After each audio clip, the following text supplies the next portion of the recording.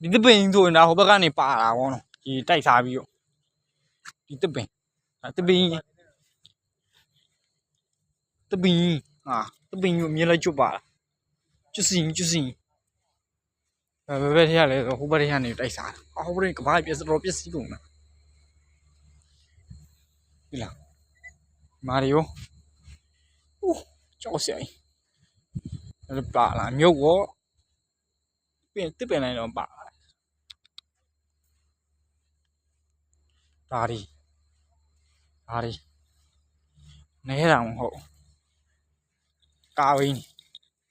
အဲ့ဒါမကောင်းတော့ဘူးထင်ပါကောင်းရင်လည်းရှိမှာမို့တော့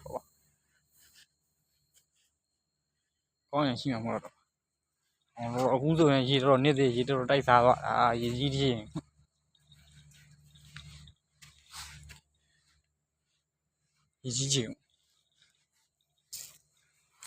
ကဘာဒီကျနနာလောက်တာနော်တန်စကာနဲ့ကြောက်နေအဲ့ဒါတော့တိုက်စားနိုင်ရေကတော်တော်ကြောက်ဖို့ကောင်းရေ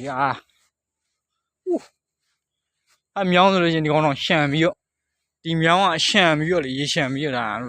အကုန်လုံးမြုပ်ကုန်ဟာရန်ဆိုလို့ဟာရန်မြုပ်ဆိုအကုန်မြုပ်တော်လေးဆိုတာတော်